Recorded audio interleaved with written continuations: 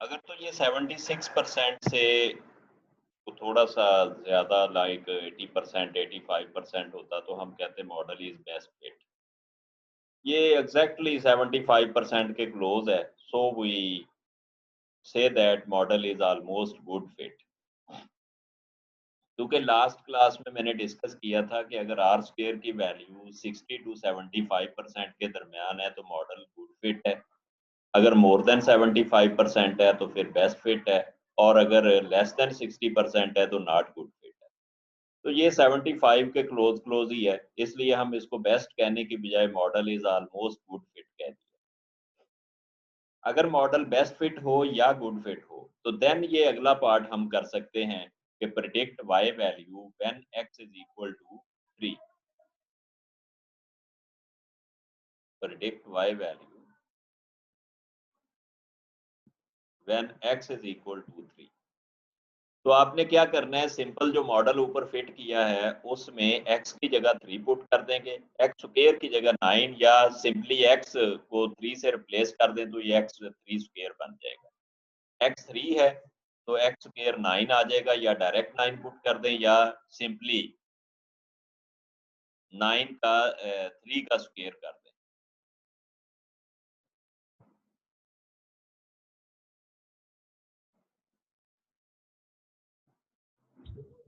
जी बिलाल साहब,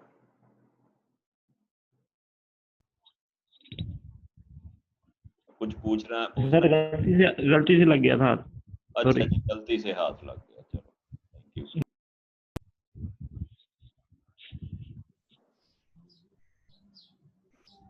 तो मैं प्रिडिक्शन की बात कर रहा हूँ कि अगर आपसे ये अब क्वेश्चन किया जाए कि predict the y value when x is equal to 3 और x इज इक्वल टू 4 और x इज इक्वल टू 5, कोई भी x की वैल्यू स्पेसिफिक पे आपने प्रिडिक्ट करना है y वैल्यू का बिहेवियर, तो आपने सिंपली x की जगह 3 पुट कर देना है, दोनों x की जगह।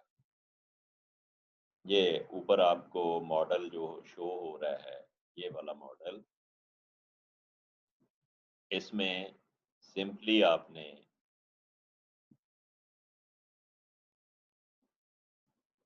x, एक x है तो उसकी जगह 3 पुट कर दिया, दूसरा x स्क्वायर है, या डायरेक्ट 9 पुट कर दें या 3 को पुट करके x का स्क्वायर ले लें।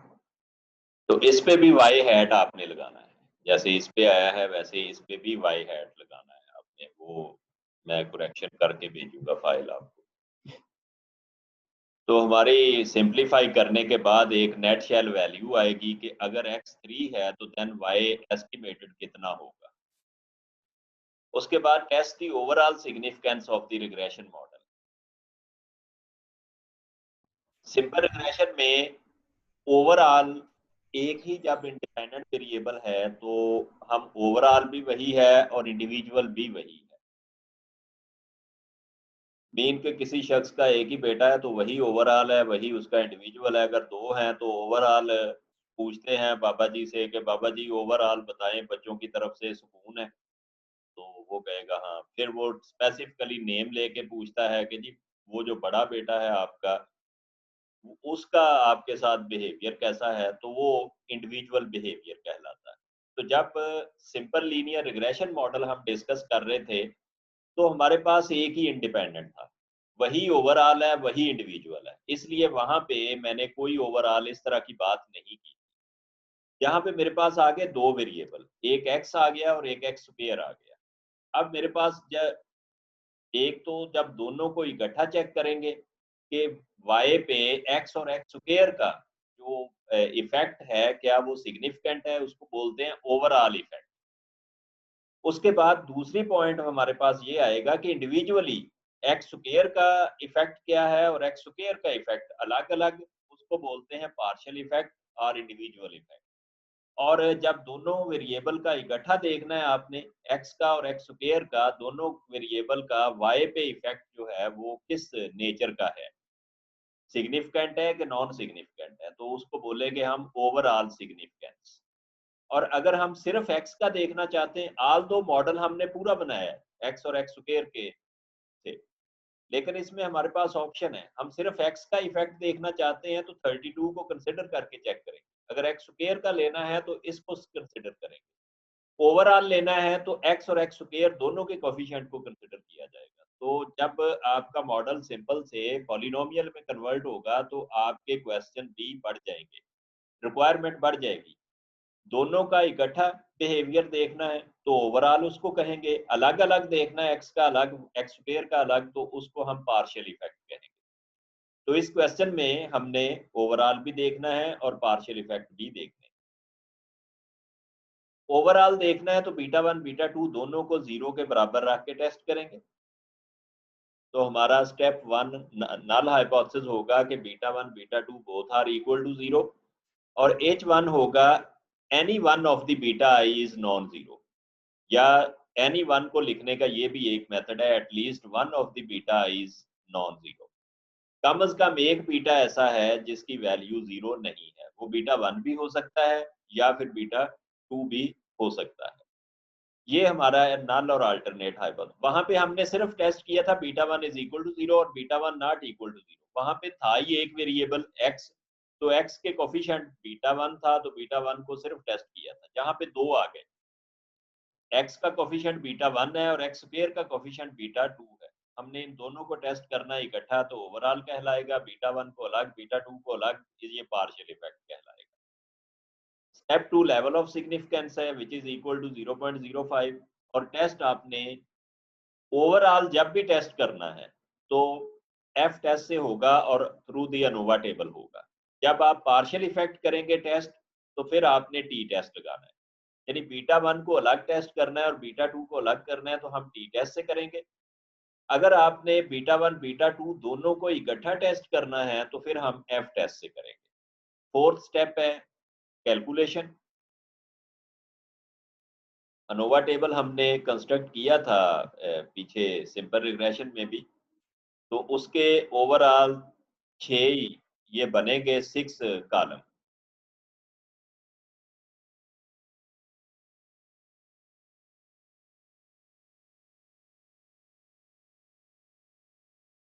ये डीएफ होगा और नेक्स्ट हमारा सम ऑफ स्क्वायर एसएस आ जाएगा, फिर एमएस आएगा। एमएस होता है SS divided by degree of freedom, फिर एफ कैलकुलेटेड, फिर एफ टेबुलेटेड।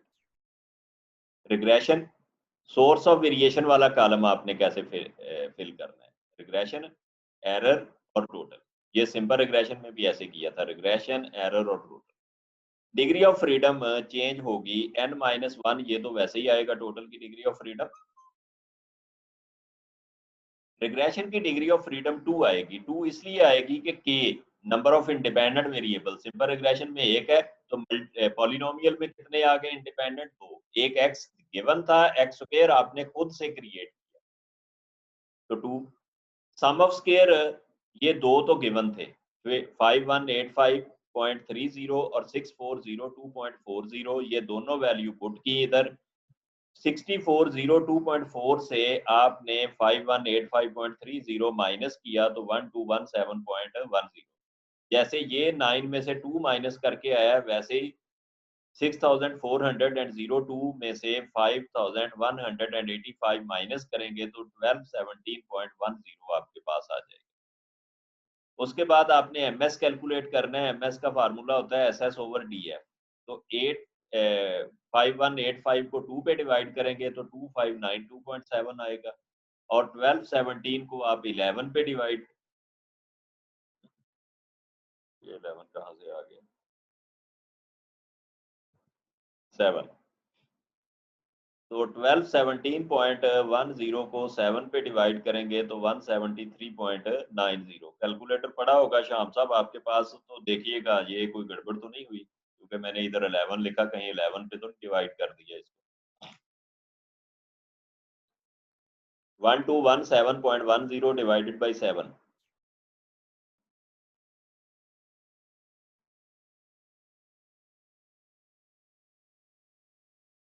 ठीक है सर। ठीक है, 7 पे डिवाइड किया हुआ है, चलें ओके। जी सर। वो लिखने में फिर टाइपो एरर या लिखने में गलती हुई है, बाकी कैलकुलेशन ठीक है जी।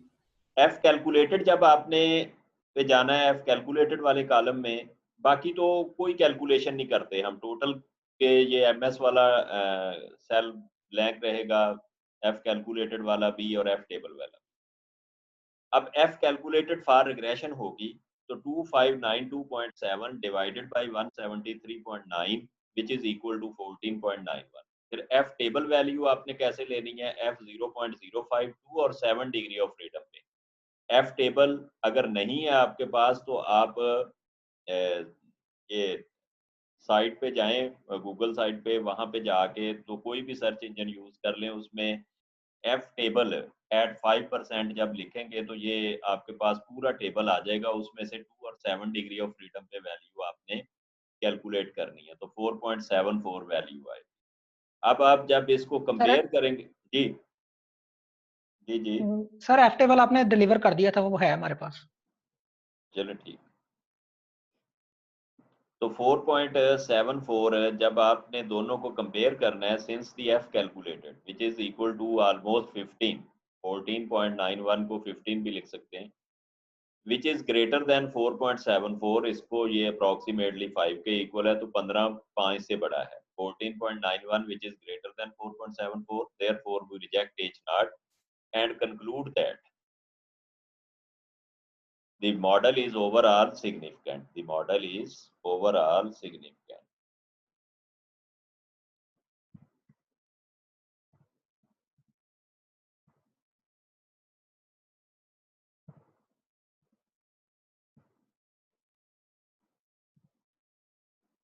हमने H0 को रिजेक्ट किया।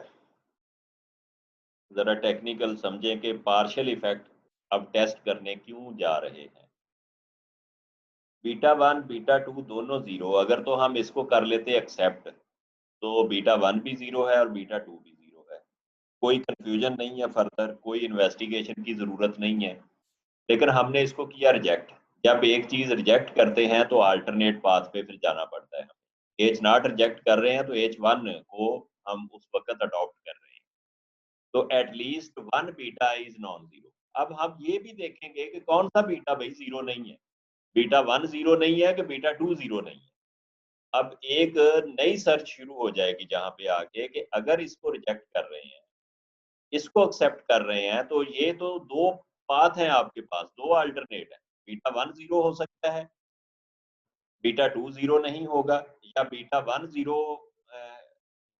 नहीं होगा, β2 जीरो होगा। तो ये कौन सी सिचुएशन इस वक्त यहाँ पे फॉल करेगी? 3 सिचुएशन आ सकती हैं जहाँ पे अल्टरनेट में, β1 जीरो हो लेकिन β2 जीरो ना हो, β1 zero but β2 not equal to zero, पहली सिचुएशन। दूसरी सिचुएशन इसकी होगी β1 not equal to zero but β2 is equal to zero, और तीसरी सिचुएशन होगी β1 not equal to zero and β2 also not equal to zero. तो ये 3 सिचुएशन में से कौन सी सिचुएशन इस वक्त इंप्लीमेंट होगी, ये अब हम फर्दर इन्वेस्टिगेशन में जाएंगे। अगर हम इसको एक्सेप्ट कर लेते, accept H0, then there is no need to further investigation। हमने इसको रिजेक्ट किया, H1 को एक्सेप्ट कर रहे हैं, तो हमें फर्दर इन्वेस्टिगेशन भी रिक्वायर्ड होगी। अब हम पार्शियल इफेक्ट पे जाएंगे, यानी x का अलग टेस्ट करेंगे और x स्क्वायर का कोएफिशिएंट अलग टेस्ट करेंगे। तो ये partial significance test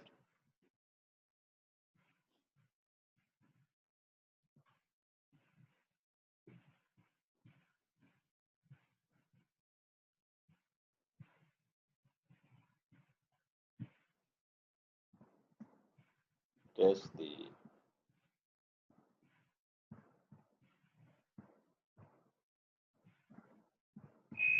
significance of partial effect.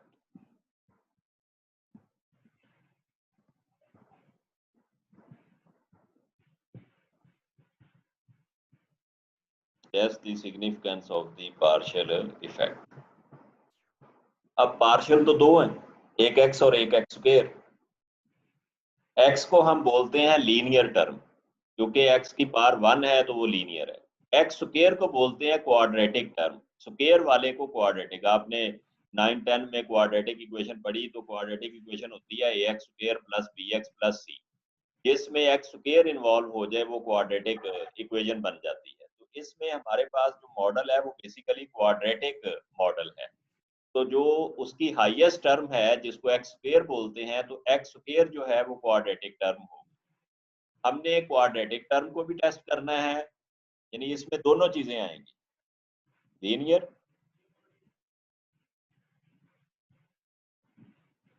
और क्वाड्रेटिक।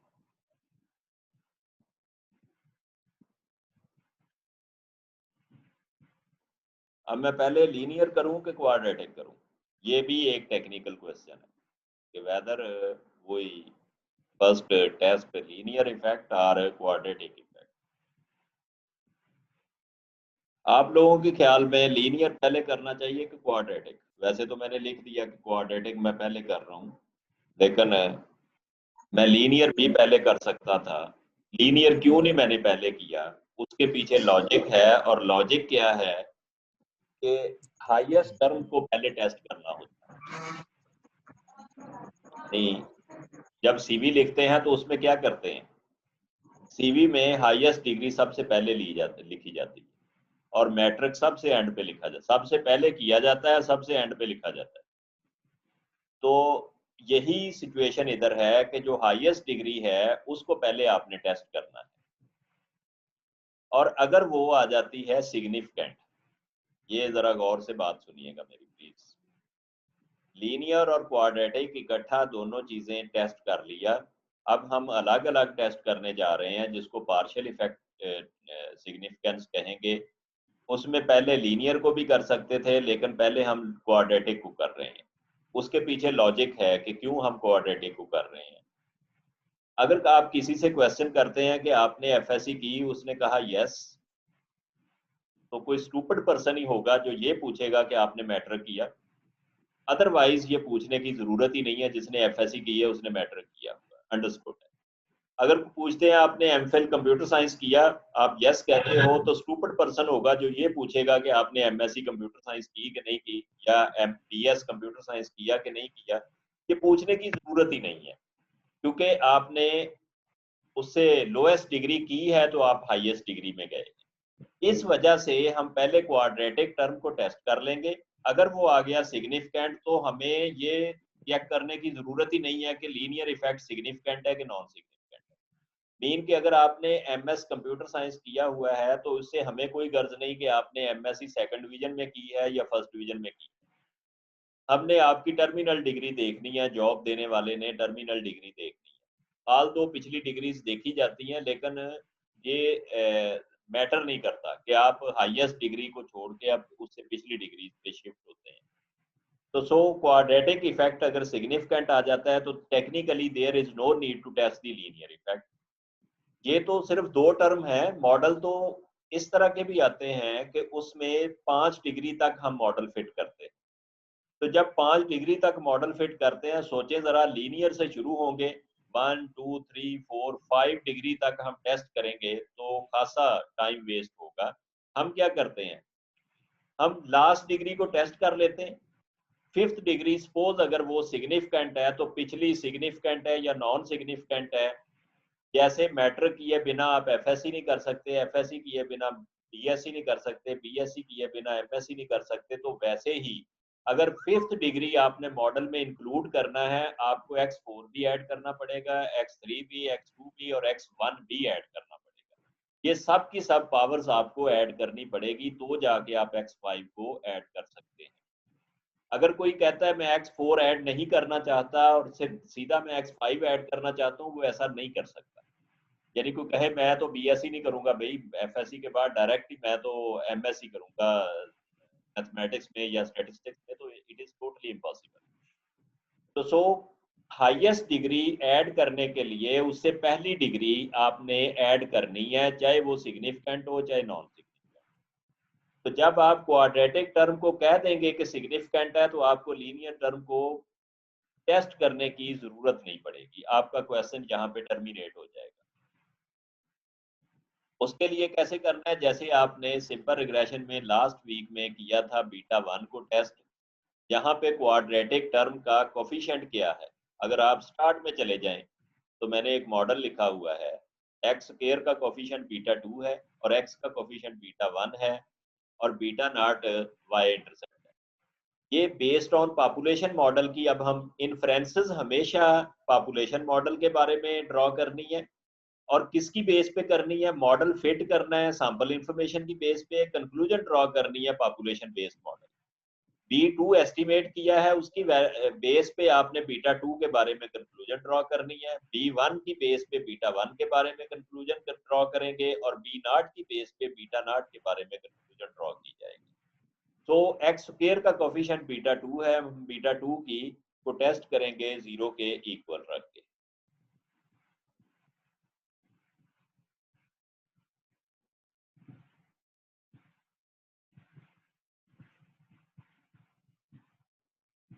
तो फार्मूला क्या यूज होगा, test statistic B2 minus beta 2 over SB2।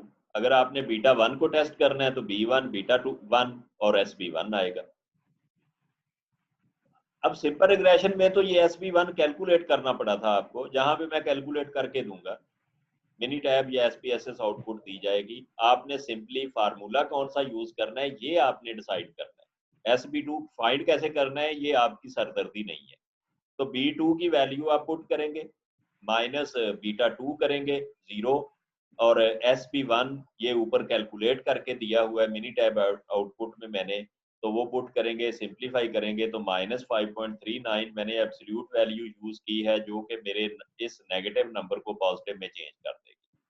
क्योंकि टी टेबल आप देखेंगे तो उसमें सारी पॉजिटिव वैल्यू है, कोई नेगेटिव वैल्यू नहीं है। तो पॉजिटिव को पॉजिटिव के साथ कंपेयर किया जा सकता है, नेगेटिव को नेगेटिव के साथ। तो इसलिए फॉर कंपैरिजन पर्पस मैं इसका मॉड लेके इसको पॉजिटिव कर रहा हूँ। अब टी टेबल वैल्यू कैसे लिखनी है, T alpha by 2 n minus के माइनस 1, ये प्रीवियस भी हमने ऐसे ही किया था। तो टी अल्फा है 0.05, उसको 2 पे डिवाइड करेंगे तो 0.025, n 10 है, उसमें से 3 माइनस करेंगे, क्योंकि पॉलिनोमियल में हमारे पास दो वेरिएबल आ रहे हैं, एक x और एक x स्क्वायर। तो ये n माइनस 3 करेंगे तो 7, 7 पे वैल्यू क्या होगी 2.36। अब कंक्लूजन आपने ड्रॉ करनी है, since t calculated which is again greater than t table value, so we reject h naught and conclude that the quadratic term has a significant effect on y। अगर यहाँ पे less होता, ये 1.39 suppose होता, तो हमने कहना था कि quadratic has a non significant effect on y। अगर नॉन सिग्निफिकेंट होता तो अगला पार्ट आपने करना था test the significance of linear term. अब नेक्स्ट पार्ट हमें करने की जरूरत नहीं है, क्योंकि अगर एक्स स्क्वायर ऐड करना है मॉडल के अंदर तो एक्स तो आपको ऑटोमेटिकली ऐड करना पड़ेगा। ये प्री रिक्विजिट है कि एक्स स्क्वायर कोई ऐड करना चाहता है अपने मॉडल में तो एक्स को उसे ऐड करना पड़ेगा। अगर एक्स क्यूब को कोई ऐड करना चाहता है तो एक्स और एक्स स्क्वायर को भी ऐड करना पड़ेगा, और अगर एक्स 4 डिग्री कोई ऐड करना चाहता है तो उसे x1 x2 और एक्स क्यूब जो है वो ऐड करना पड़ेगा मॉडल के अंदर। लेकिन मैंने इसको भी टेस्ट किया, बिकॉज ऑफ दैट मैं टेक्निकली नहीं देखूंगा कि जरूरत है या नहीं, मैं प्रोसीजर चूंकि पढ़ा रहा हूँ। हो सकता है कि नेक्स्ट कोई डाटा आए आपका, उसमें क्वाड्रेटिक इफेक्ट नॉन सिग्निफिकेंट आ जाए और आपको इसे टेस्ट करने की जरूरत पड़े, तो फिर प्रोसीजर आपको पता होना चाहिए कि how to test the significance of the linear term.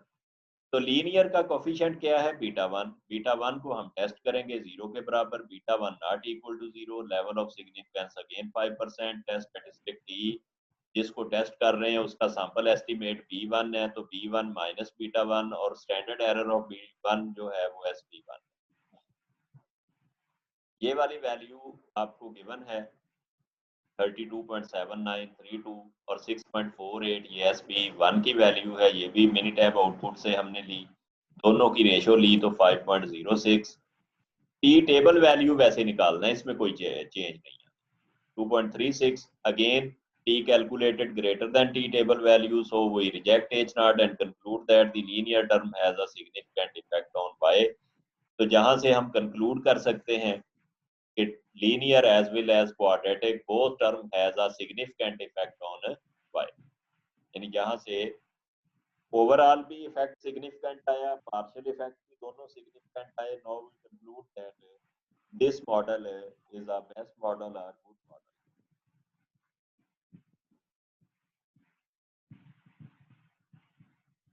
जी, तो लास्ट वन पार्ट है इस क्वेश्चन का, देखें क्या लिखा हुआ है। ये एफ तक हो गया। जी पार्ट है, find the 95% confidence interval for beta 1 and beta 2। जैसे आपने सिंपल रिग्रेशन में बीटा नॉट और बीटा 1 के लिए निकाले हैं कॉन्फिडेंस इंटरवल, वैसे ही हम यहाँ पे बीटा 1 और बीटा 2 के निकालेंगे। कोई चेंज नहीं है, फार्मूला सेम मैंने निकाले होंगे यकीनन इसमें, वो आप देख लीजिएगा। अगर नहीं है तो वो ये भी जा सकते हैं। एज पार्ट जो कि एडिशनल है, किससे? सिंपल रिग्रेशन से। वो सिंपल रिग्रेशन में नहीं पुट हो सकता है, सिर्फ पॉलिनोमियल में पुट हो सकता है। At what value of x, question को जरा गौर से पढ़िएगा। At what value of x, x की किस वैल्यू पे y will attain maximum value, y की वैल्यू मैक्सिमम होगी। ये आपने एक तो सर्च करना है कि एक्स की किस वैल्यू पे वाई की वैल्यू मैक्सिमम होगी।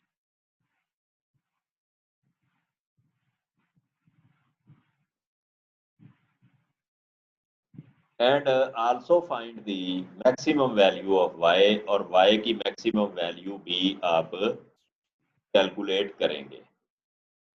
ये जरूरत क्यों पड़ी इस पार्ट की, जरा गौर से देखें कि आपका सैंपल कह रहा है कि 6 पे वाई की वैल्यू मैक्सिमम है। क्या पॉपुलेशन में भी ऐसा ही होगा?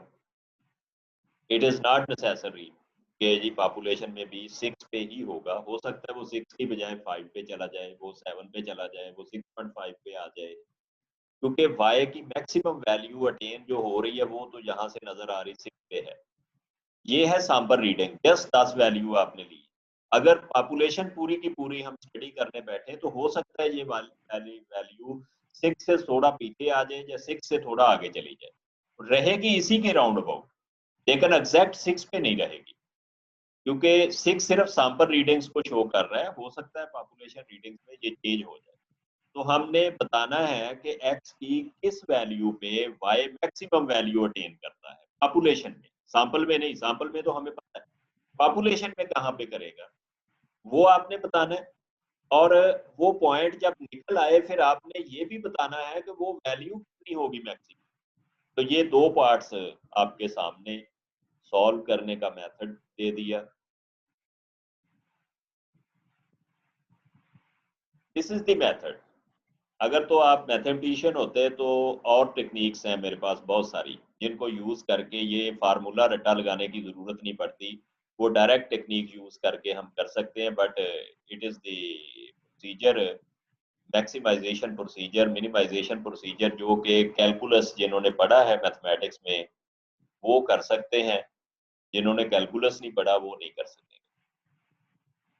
तो सिंपल फार्मूला याद रखें, x is equal to -b1 over 2b2। तो b1 की वैल्यू ऊपर निकाली हुई है 32.7932, वो पुट कर देंगे, 2 वैसे लिखेंगे, और b2 की वैल्यू आपने निकाली है -3.0947, वो पुट करेंगे, माइनस से माइनस कट जाएगा, ऊपर नीचे आ रहा है माइनस, तो 5.30। x की 5.30, जैसे मैंने कहा था कि या तो ये 6 से थोड़ी पहले चली जाएगी वैल्यू या 6 के बाद चली जाए, रहेगी ऑलमोस्ट वहां पे जहां पे आपका सैंपल रिजल्ट शो कर रहा है। बहुत ज्यादा फर्क नहीं पड़ेगा कि वो 9 पे चली जाए या 2 पे आ जाए या 3 पे आ जाए, ऐसा नहीं होगा। जो जिस वैल्यू पे सैंपल मैक्सिमम रीडिंग शो कर रहा है उससे थोड़ी से पहले आ सकता है x, या थोड़ा सा बाद में जा सकता है। तो ये टिल्ट होके थोड़ा सा पहले आ गया 5.30। अब मैक्सिमम वैल्यू कैसे फाइंड करनी है? मैंने दोनों लिखा है, मैक्सिमम और मिनिमम। इसमें मैक्सिमम वैल्यू ही है। मिनिमम मैंने लिखने की वजह बताना चाहता हूं कि अगर आपका कर्व जो है वो डिक्रीजिंग टू इंक्रीजिंग की तरफ जाएगा, ये है इंक्रीज हो रहा है बाद में डिक्रीज हो सकता है, पहले डिक्रीज आए बाद में इंक्रीज आए, तो वहां पे मिनिमम वैल्यू ढूंढनी होती है। तो मिनिमम और मैक्सिमम वैल्यू फाइंड करने के मेथड सेम है, चाहे प्रॉब्लम आपकी मिनिमाइजेशन की है चाहे मैक्सिमाइजेशन की है, प्रॉब्लम आपका फार्मूला सेम रहेगा। तो वाई मैक्सिमम क्या होगी, इस पे भी हैट लगाने की जरूरत है क्योंकि एस्टिमेट आप कर रहे हो। तो b naught minus b one square over 4b2, सारी वैल्यू गिवन है आपको, B0 भी गिवन है, B1 भी गिवन है, B2 भी गिवन है। सारे सिस्टम को सॉल्व करेंगे तो 152.28 मैक्सिमम वैल्यू ऑफ y आएगी। जो पॉपुलेशन बिहेवियर मैं बता रहा हूँ, सैंपल बिहेवियर तो मुझे पता है कि मैक्सिमम वैल्यू कौन सी है।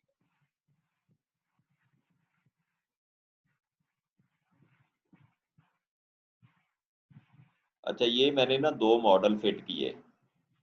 जब इस तरह का ग्राफ बने तो मॉडल ये फिट करना था जो कि एक्चुअल मॉडल है। अगर कोई जबरदस्ती ये करेगा मॉडल फिट, तो R² उसका कहाँ पे उसे ले जाएगा, घसीट के 2% पे ले जाएगा। क्या ये एक्सेप्टेबल लेवल है? No, it is not acceptable level of R²। तो अगर ये मॉडल यूज करेगा तो R² 81% है, तो हेल ऑफ डिफरेंस है 79% का डिफरेंस है। इसका मतलब है कि सिंपल रिग्रेशन मॉडल तो किसी भी सूरत में ऐसे डाटा पे हम फिट कर ही नहीं सकते। करेंगे तो हमें ये ड्रॉबैक देखना पड़ेगा कि R² की वैल्यू बड़ी कम आएगी और ये नॉन सिग्निफिकेंट रिलेशनशिप शो करेगी। तो इसके साथ ही ये पॉलिनोमियल रिग्रेशन मॉडल अपने इख्तिताम को पहुंचा दिया। एंड हुआ यहाँ पे polynomial regression model. Cubic model भी इसी तरह फिट होना है, 4 डिग्री भी ऐसे फिट होना है। फार्मूले चेंज होंगे थोड़े थोड़े, जहाँ पे चेंज आएगी वो डिस्कस की जा सकती है। तो नेक्स्ट क्लास में हम इसको आपने कैसे रन करना है मिनी टैब पे, पहले ये डिस्कस करेंगे। उसके बाद फर्दर इसमें 1-2 चीजें और ऐड करने वाली हैं, वो हम डिस्कस करेंगे। अब हम मगरिब की नमाज पढ़ के मिलेंगे, ठीक है जी? क्यों जी CR ओके साहब? सर। सेम यूज ठीक है सर, जी सर। मैंने कहा सर सेम यूजर नेम। हाँ ठीक है। मगरिब की नमाज पढ़ के तो फिर हम क्लास कंटिन्यू करेंगे, और वहाँ मैं ये डाटा जो है वो पुट करूँगा उसमें मिनी टैब में, और मिनी टैब पे ये आउटपुट वगैरह कैसे लेनी है वो हम डिस्कस करेंगे। Okay sir. Okay, thank you. कोई क्वेश्चन है किसी स्टूडेंट का तो वो पूछ लें प्लीज।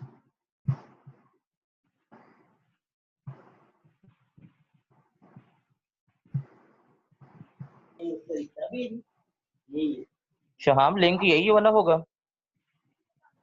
हाँ जी, लिंक यही चलेगा, पासवर्ड अच्छा, और यूजर नेम भी यही रहेगा। अब ये मीटिंग कंटिन्यू रहेगी या डिस्कनेक्ट करने लगे? डिस्कनेक्ट हो जानी खुद ही, 3 मिनट रह गए, तो 3 मिनट अच्छा के बाद ठीक, दोबारा इसको रिज्यूम करेंगे। मतलब जब वो नमाज का टाइम हो जाएगा ना। हाँ जी। और एक बात मैंने और जी जी। कुछ स्टूडेंट हैं जो अपने नाम शो नहीं करा रहे, या अगर आपने नाम नहीं शो कराने तो अपना AG नंबर यहाँ लिख दें, क्योंकि यहाँ से ही अटेंडेंस लगनी है आपकी। तो काइंडली ये शो करवाएंगे या हेलो, कोई जी क्वेश्चन सर। है? मैंने पूछा है, कोई क्वेश्चन तो नहीं पूछना? सर मैंने पूछना है। जी जी। सर आपने वो जो पार्ट C से पहले बताया था कि R² की वैल्यू अगर गुड फिट या बेस्ट फिट में आएगी तभी आप लोग C पार्ट कर सकते हैं, यानी वो प्रेडिक्शन वाला। जी जी।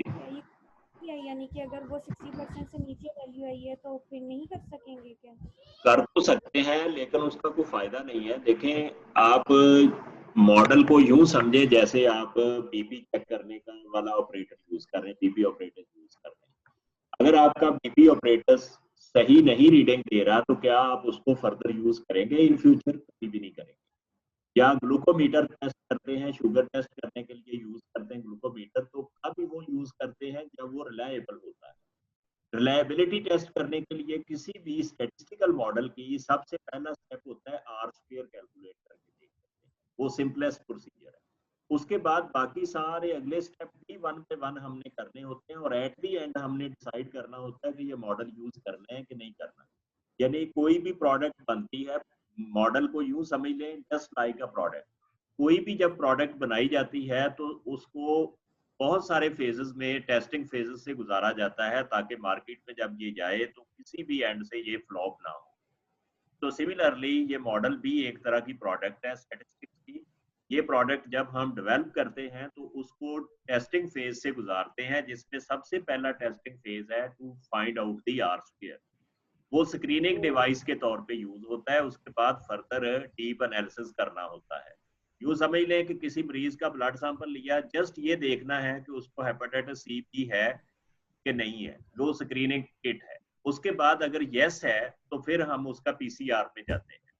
अगर वहां पे नो हो जाता है तो पीसीआर की जरूरत नहीं है। इसी तरह इस पे करते हैं, अगर आर स्क्वायर वहां पे लेस देन 50% होता है तो हम उसको इग्नोर कर देते हैं। Thank you. सर अगर क्वेश्चन में उन्होंने डिमांड की हो उस पॉइंट की, फिर तो आपने देखे स्टडी को साइड पे रख के जब कोर्स पढ़ रहे होते हैं फिर तो जो आपसे पूछा जाता है आपने उसको रिस्पॉन्स करना होता है। प्रैक्टिकली मैं बात कर रहा हूँ कि प्रैक्टिकली ऐसा मुमकिन नहीं है। अगर R square value less than है तो फिर हम कहते हैं कि ये मॉडल ठीक नहीं है हमारा, हम फर्दर उसके पीसीआर वगैरह में फर्दर एनालिसिस में नहीं करते।